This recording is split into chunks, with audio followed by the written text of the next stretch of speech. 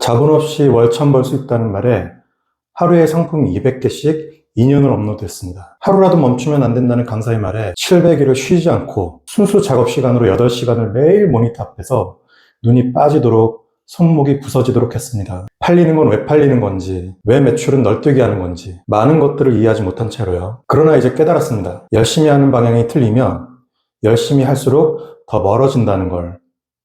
오늘은 그 얘기를 드리려고요. 결론부터 말씀드리면 오늘부터 일주일만 딱 한 가지 추천드릴게요. 7일 에너지 기록이요. 내가 언제 기가 사는지, 언제 기가 빨리는지, 이게 제 브랜딩 로드맵에서 방향 잡기의 시작이었어요. 오늘 영상 딱 10분이면 3가지 확실히 가져가실 겁니다. 첫째, 지금 하고 있는 방식이 나한테 맞는 방향인지 확인하는 법. 둘째, 1인 브랜딩을 시작해야 하는 진짜 이유. 셋째, 시작 전에 딱 한 가지 먼저 해야 하는 것. 방금 말씀드린 에너지 기록이요. 안녕하세요. 이지 브랜딩 이 대표입니다. 여러분, 아마 소싱, 제작, 판매 같은 이런 실무적인 팁이 많이 궁금하실 거예요. 저도 그랬습니다. 그런데 제가 해보니까 실무는 양념일 뿐이고 진짜 성패는 방향에서 갈리더라고요. 그래서 오늘은 1인 브랜딩 로드맵에서 제일 첫 단추인 나를 아는 방법을 먼저 잡고 가겠습니다. 저는 무역업계에서 20년간 일했어요. 무역 실무랑 B2B 영업을 골고루 경험했습니다. 여러분이 궁금해하실 만한 무역이나 물류 관련해서 말씀드릴 기회도 한번 만들어 볼게요. 아무튼 그렇게 직장 다니다가 안 그래도 여러 개인사가 한꺼번에 닥쳐서 멘탈이 탈탈 털려 있는 상황에서 코로나로 실직까지 하게 되면서 완전히 바닥을 찍었습니다. 그때 선택한 게 중국 구매 대행이었어요. 자본 없이 월천 벌 수 있다는 말 하나에 혹했죠. 그런데 2년 뒤에 남은 건 수천만 원이나 자신감 같은 게 아니라 더 깊은 바닥이었습니다. 지난 영상에서도 말씀드렸지만 구매 대행이나 위탁 판매가 나쁜 사업이 아닙니다. 컴퓨터만 있으면 제품 이미지만 가지고 팔 수 있으니까 진입 장벽이 낮은 게 장점이죠. 지금 이 순간에도 잘 하고 계신 분들 많잖아요. 저도 그 방식으로 온라인에서 매출 내는 경험을 처음 해봤고 그 시작이 지금의 저를 만든 바탕이 됐으니까요. 그러고 보니까 예전에 구매대행 강의 들으러 갔을 때 그 제주도에서 비행기 타고 오셨다던 70대 어르신이 생각나네요. 너무 잊지 못할 기억이고 그때도 지금도 정말 멀리서 응원드립니다. 진심으로요. 그런데요, 진입 장벽이 낮으면 더 높은 장벽을 만나게 되는 것 같습니다. 이 방식을 선택한 대부분이 어느 순간 똑같은 벽에 부딪히더라고요. 상위 매출, 의료 상품, 가격 경쟁, 이 3가지가 끝없이 반복됩니다. 오늘 1등 해도 내일 누군가 더 싼 가격으로 치고 올라오고 플랫폼 알고리즘이 바뀌면 하루아침에 매출이 반토막 나요. 내가 쌓은 실력도 있지만 플랫폼 변수의 성과가 크게 흔들리는 구조인 거죠. 그러다 보면 자연스럽게 생각이 들잖아요. 나도 내 브랜드를 해야 되는 거 아닌가. 근데 막상 돌아보면 몇 년 열심히 했는데 내 손에 남은 진짜가 없어요.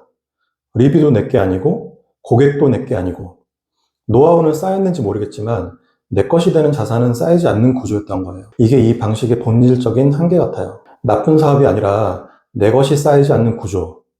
그 차이가 결국 지속 가능성을 가릅니다. 그래서 제가 내린 결론은 이거예요. 내 것이 쌓이는 구조는 결국 브랜딩이다.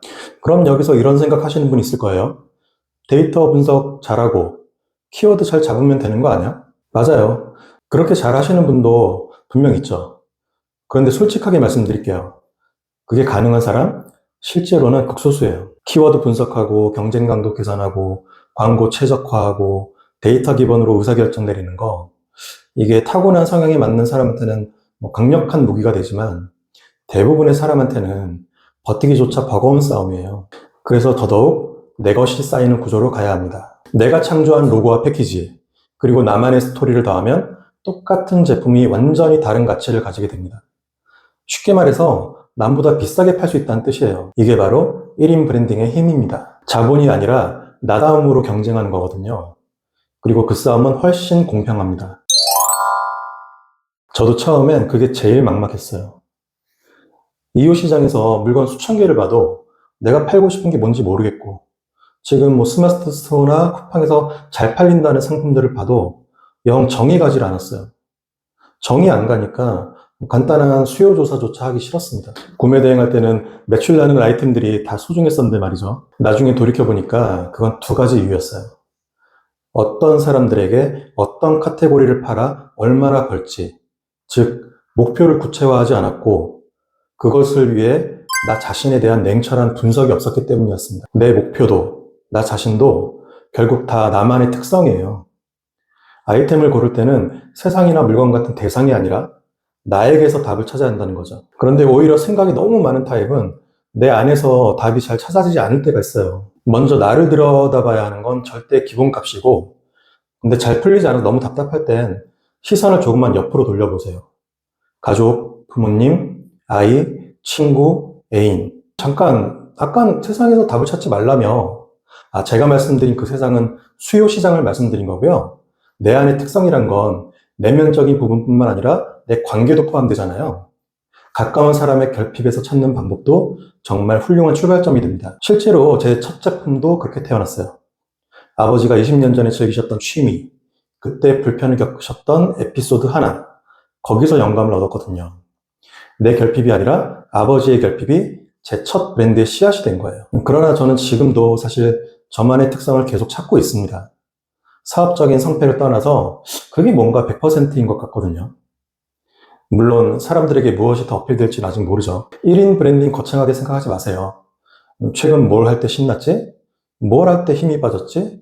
밥 먹을 때, 유튜브 볼 때, 가까운 사람한테 뭔가 설명해 줄 때, 일상에서 에너지가 막 살아나는 순간을 기억해서 적어보는 거예요. 그리고 가끔은 가까운 사람들을 관찰해 보세요. 그 사람이 뭘 불편했는지, 뭘 아쉬워했는지. 사람들은 1인 브랜드에게 거창한 걸 기대하지 않습니다. 아니, 오히려 외면받겠죠. 그런 거창한 고언은 대기업한테 양보하고 나만의 스토리가 우리 개개인의 완벽한 무기가 되어주고 내 제품의 상품력까지 완성시켜줍니다. 제가 앞 영상에서 누구나 월천 벌 수 있다는 거 아니라고 말씀드렸잖아요. 타겟팅, 포지셔닝, 노력 이런 것도 중요하지만 나와 궁합이 맞는 제품은 따로 있다는 사실 알고 계셨나요? 그것을 찾는 출발점이 바로 나에 대해 적어보는 겁니다. 그러면 다음에 소싱에 대한 영상이 훨씬 더 쉽게 와닿으실 거예요. 정리해 드릴게요. 저를 포함해서 우리 대부분은 데이터나 키워드가 아니라 나다움으로 경쟁하는 게 훨씬 유리합니다.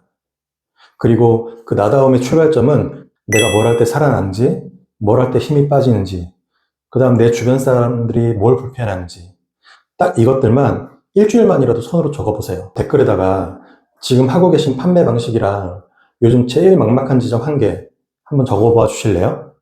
그걸 기준으로 다음 편을 더 쉽게 한번 만들어 볼게요. 긴 영상 시청해 주셔서 감사합니다. 구독하시고 함께 우리의 인생 리셋해요.